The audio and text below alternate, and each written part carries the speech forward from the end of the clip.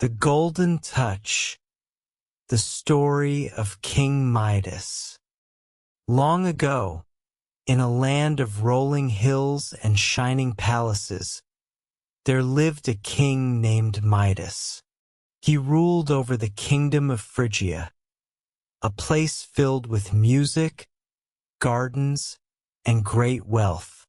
But even among kings, Midas was known for one thing above all: his love for gold.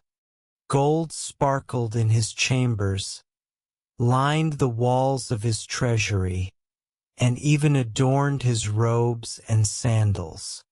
He believed gold was the most precious thing in the world, a symbol of power, beauty, and happiness. Yet for all his riches, Midas was not a cruel man. He loved his daughter more than any gold coin in his vault. She was his sunshine, his joy. Her name was Marigold, and she brought life to the cold, quiet palace. She would run through the halls laughing, stringing daisy chains, and talking to birds. She loved the feel of soft grass, the smell of wildflowers, and the sound of rushing streams. To Marigold, the world itself was a treasure. To Midas, the world was only valuable if it glittered. One spring morning, the king's guards brought in an unusual guest.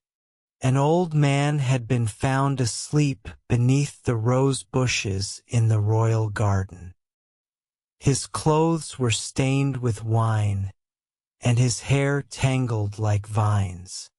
But his face was kind, and his words were gentle. He said his name was Silenus, and he had lost his way while traveling with his dear friend, the god Dionysus. Midas, hearing this, welcomed the stranger with open arms. He bathed him, fed him, and let him stay in the palace for 10 days. Silenus sang songs, told stories of distant lands and magical creatures, and danced with Marigold under the moonlight. The entire palace felt lighter in his presence. When Dionysus arrived to collect his old friend, he was deeply pleased by the kindness shown. He offered Midas a reward, any wish his heart desired. Without hesitation, Midas declared, "Let everything I touch turn to gold."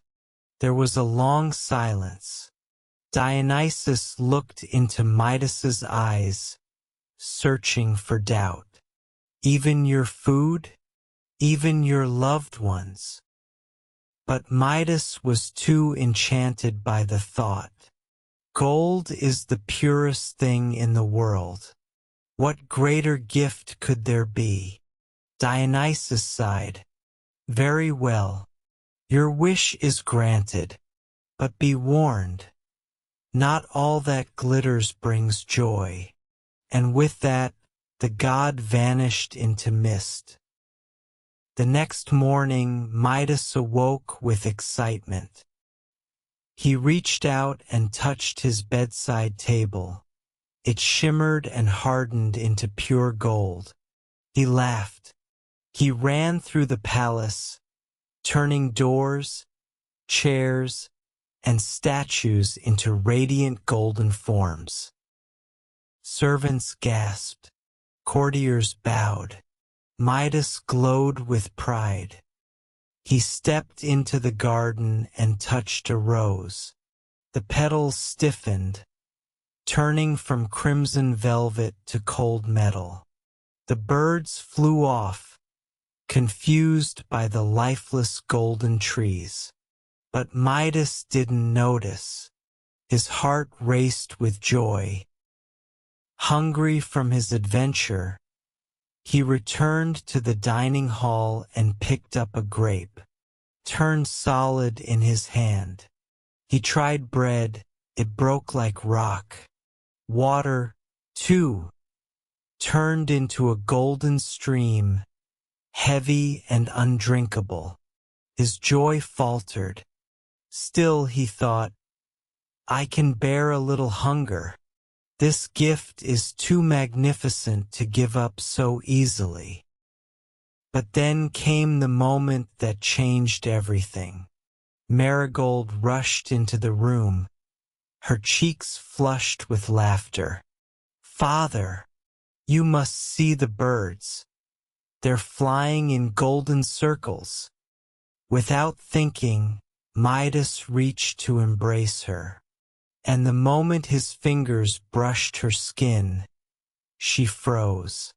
Her laughter died. Her soft brown curls stiffened and shimmered.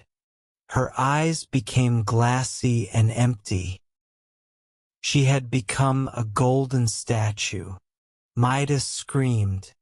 He fell to his knees, begging her to move, to speak, to breathe.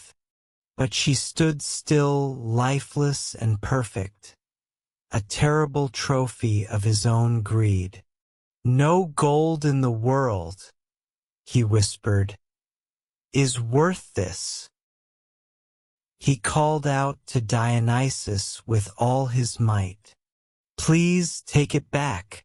Take this curse from me. I was blind. I see now. And, as before, Dionysus appeared from the wind and leaves. You have learned, the god said softly. Not all treasures shine.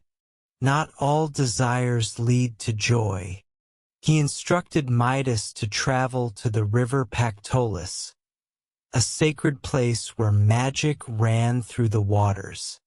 There, he must wash his hands and let go of his wish. Without delay, Midas set out on foot. He walked through forests, across valleys, through nights filled with sorrow and guilt. When he reached the river, he stepped into the cold current, trembling. As he washed his hands, he felt something slip away, like a heavy chain being lifted. The water shimmered with flecks of gold as the power left him. He wept with relief. He raced back to the palace.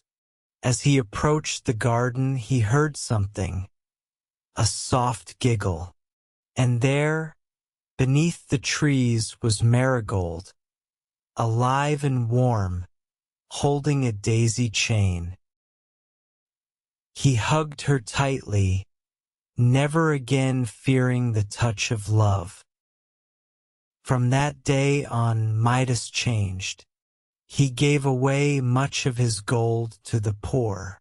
He restored the gardens, reopened the music halls, and invited storytellers and musicians to fill his kingdom with laughter and joy. He still wore a crown, but it was no longer the thing he valued most. He had learned the most important truth of all.